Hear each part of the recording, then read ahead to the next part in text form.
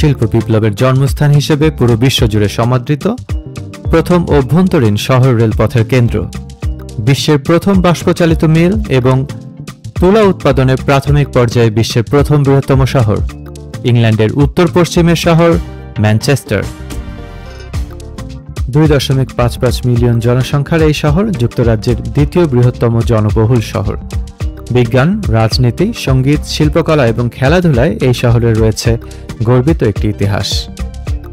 London এবং এডিনবরার পর যুক্তরাজ্যের আন্তর্জাতিক পর্যটকদের পছন্দের তালিকায় 3 নম্বরে রয়েছে এই শহরটি।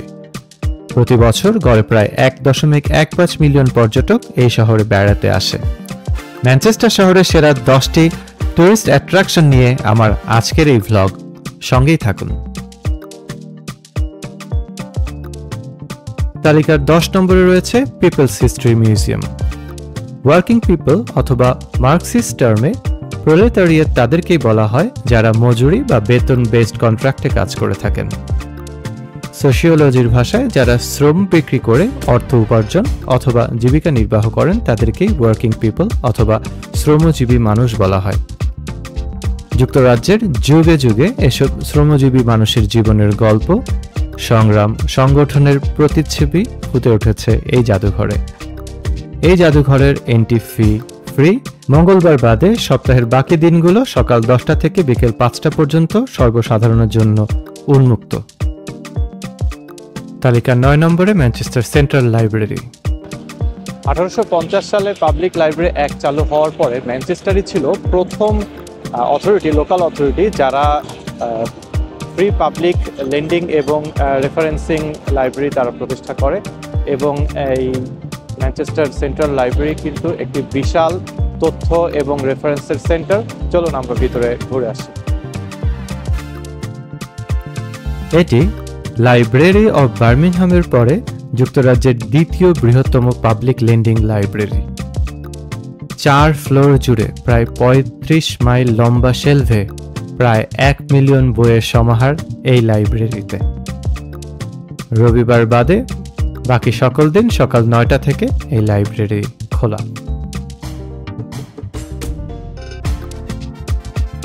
তালিকার 8 নম্বরে science and industry museum. Science, industry এবং টেকনোলজির রুটকে অনুসন্ধান করে একটি সম্পূর্ণ আলাদা museum, science and technology museum. অসাধারণ একটি মিউজিয়াম। আসলে এইটি নিয়ে আলাদা একটি ভ্লগ তৈরি করা যেতে পারে, তবে চলুন ভিতরে এক ঝলক দেখে আসি। এই মিউজিয়ামটি শিল্প ঐতিহ্যের ইউরোপীয় যাত্রাপথের একটি অ্যাঙ্কর পয়েন্ট।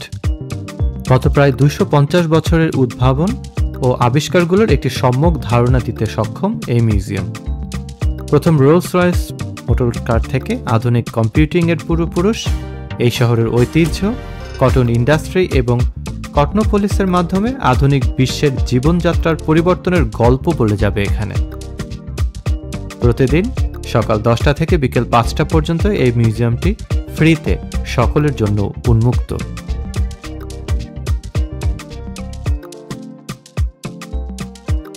তালিকার 7 নম্বরে ম্যানচেস্টার ক্যাথিড্রাল।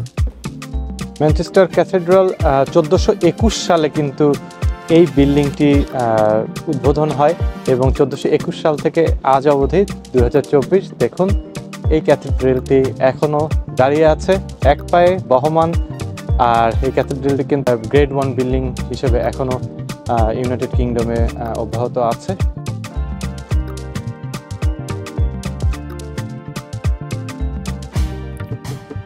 প্রায় 3 ধরনের পাথর দিয়ে এই ক্যাথিড্রাল তৈরি হয়।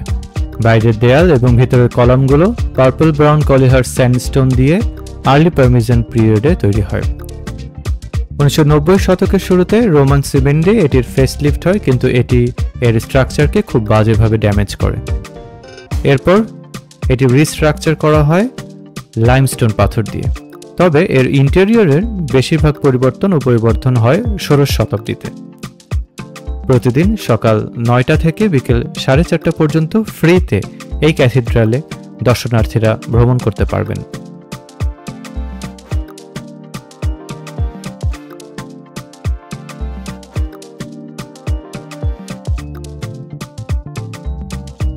তালিকার 6 নম্বরে ন্যাশনাল ফুটবল মিউজিয়াম।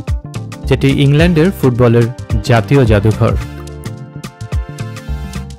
1990-এর দশকে এর ডেভেলপমেন্টের কাজ শুরু হয়ে 2001 সালে প্রেস্টনে এটির উদ্বোধন হয়। এরপর ম্যানচেস্টার সিটি কাউন্সিলের সাথে পার্টনারশিপে গিয়ে ইউরোপীয় আঞ্চলিক উন্নয়ন তহবিল এবং জাতীয় ঐতিহ্য লটারির তহবিলের বিনিয়োগের সাথে 2012 সালে ম্যানচেস্টারের আইকনিক আরবিস বিল্ডিংয়ে জাতীয় ফুটবল জাদুঘর খোলা হয়। একটা দেশের ফুটবল ঐতিহ্য এতই সমৃদ্ধ যে ওরা একটা সেপারেট মিউজিয়াম করে রেখেছে পুরো ফুটবলের ইতিহাসটাকে পুরো পৃথিবীর কাছে ফুটিয়ে তোলার জন্য।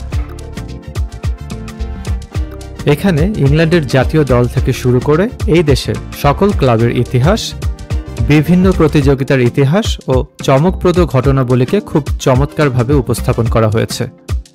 প্রাথমিকভাবে 1 লক্ষ দর্শনার্থী প্রতি বছরে আগমনের প্রত্যাশা নিয়ে চালু হওয়া এই মিউজিয়াম তার প্রতিজ্ঞা পূরণ করতে পেরেছে।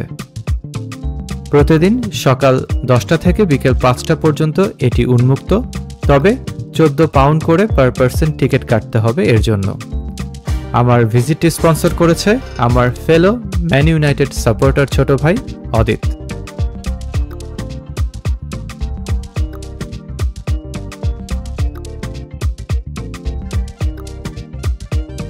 তালিকার 5 নম্বরে imperial war museum north. Imperial war মিউজিয়ামের 5টি শাখার মধ্যে ইংল্যান্ডের ম্যানচেস্টার শহরে অবস্থিত এই মিউজিয়ামটি হচ্ছে ইম্পেরিয়াল ওয়ার মিউজিয়াম নর্থ। 1940 সালে ম্যানচেস্টার ব্লিচ ঘটনায় এই জায়গাটাতেই একটি হেভি বোম্বার্ডমেন্টের ঘটনা ঘটে, সেটার উপর ভিত্তি করে এই জায়গাটাতেই কিন্তু ইম্পেরিয়াল ওয়ার মিউজিয়াম স্থাপিত হয়েছে। প্রথম ও দ্বিতীয় বিশ্বযুদ্ধের ঘটনাবলী থেকে শুরু করে অদ্যাবধি মডার্ন কনফ্লিক্ট ও ওয়ারফেয়ারের ইতিহাস এবং যুদ্ধকালীন অভিজ্ঞতার এক অনন্য প্রদর্শন কেন্দ্র এটি। অ্যালাইড ফোর্সের সদস্যদের ব্যবহৃত যুদ্ধ বিমান, ট্যাঙ্ক, কামান, অস্ত্র সরঞ্জামানি থেকে শুরু করে ট্রেঞ্চের জীবনযাপন সবকিছুই এখানে উপস্থাপন করা হয়েছে।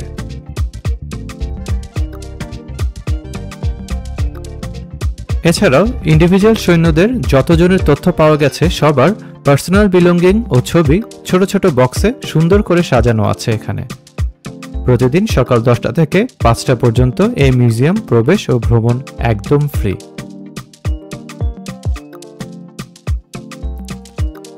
তালিকার 4 নম্বরে রয়েছে ট্রাফোর্ড সেন্টার, ইউনাইটেড কিংডমের 3য় বৃহত্তম শপিং সেন্টার। আইকনিক এই শপিং সেন্টারের আর্কিটেকচারাল স্ট্রাকচার, ইন্টারনাল সৌন্দর্য এবং প্রিমিয়াম শপিং এক্সপেরিয়েন্স এই সেন্টারকে ভ্রমণ পিপাসু মানুষের একটি আগ্রহের কেন্দ্রে পরিণত করেছে। ম্যানচেস্টার ট্রাফোর্ড সেন্টার নিয়ে সম্পূর্ণ একটি ব্লগ আমার ফেসবুক পেজ এবং ইউটিউব চ্যানেলে আছে, এটির লিঙ্ক আমি ডেসক্রিপশন বক্সে দিয়ে দেব। ট্রাফোর্ড সেন্টারের শপিং ফ্যাসিলিটিসের আদ্যপান্ত এবং সর্বাঙ্গীন বিষয়াদি দেখতে পাবেন ওই ব্লগে।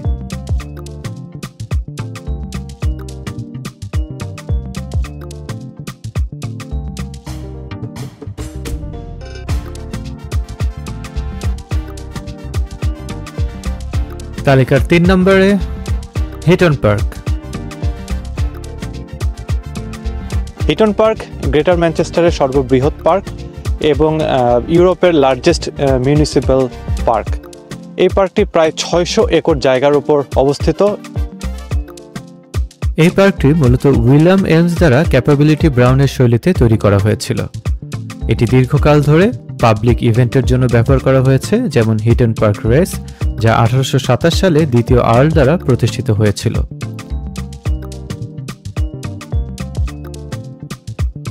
19 শতকে যখন বেরি পর্যন্ত রেলপথ স্থাপন করা হচ্ছিল তখন এটি হিটন পার্কের কাছে এসে থেমে যায়, কারণ লর্ড উইলটন এটিকে রেলওয়ে দ্বারা বিকৃত দেখতে রাজি ছিলেন না।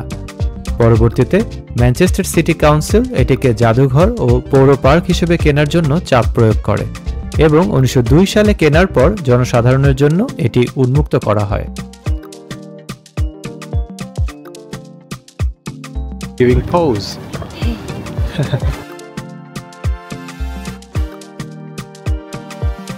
প্রথম বিশ্বযুদ্ধের সময় পার্কটি ম্যানচেস্টার রেজিমেন্টের পালস ব্যাটালিয়নের প্রশিক্ষণ শিবির এবং সামরিক হাসপাতাল হিসেবে ব্যবহৃত হয়। দ্বিতীয় বিশ্বযুদ্ধে পার্কটি রয়্যাল এয়ারফোর্সের একটি ক্যাম্প ছিল, যেখানে প্রায় 1,33,516 জন বিমান ক্রুকে প্রশিক্ষণ দেওয়া হয়েছিল।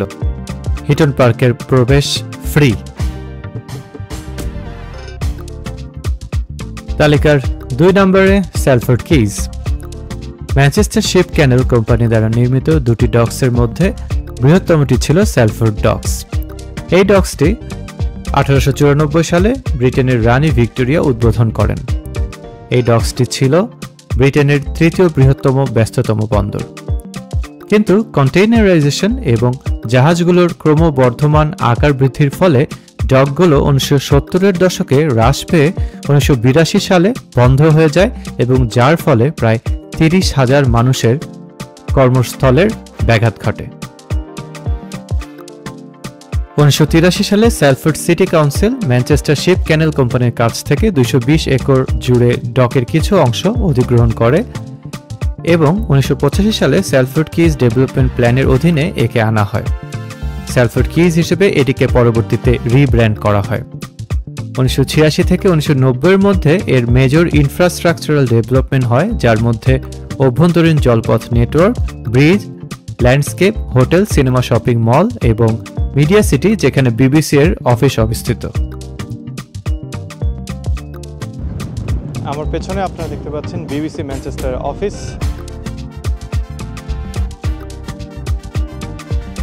তালিকার 1 নম্বরে রয়েছে ইংল্যান্ডের সর্বোচ্চ লিগ বিজয়ী ক্লাব ম্যানচেস্টার ইউনাইটেডের হোম গ্রাউন্ড ওল্ড ট্রাফোর্ড।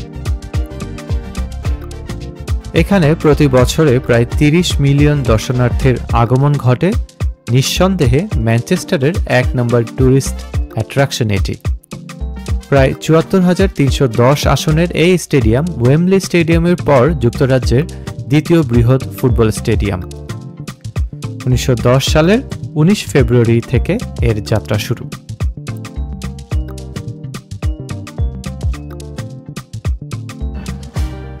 হাজার হাজার মানুষ, হাজার হাজার দর্শনার্থী, হাজার হাজার ফুটবল প্রেমীদের একটি অনন্য স্থান। প্রায় 207 মিলিয়ন ফ্যান বেজ নিয়ে যুক্তরাজ্যের সর্ববৃহৎ এবং পুরো পৃথিবীর তৃতীয় বৃহৎ ফ্যান বেজ ম্যানচেস্টার ইউনাইটেডের। এত মানুষের ইমোশন, হাসি, কান্না, আনন্দ, বেদনার রূপ একত্রিত হয় যেদিন ওল্ড ট্রাফোর্ডে ম্যাচ ডে থাকে, কিংবা মানুষ অপার আগ্রহে এই স্টেডিয়ামের মিউজিয়ামে ইংল্যান্ডের সর্বোচ্চ লিগ বিজয়ী এই ক্লাবের বিজয় গাথা ইতিহাস দেখতে আসে।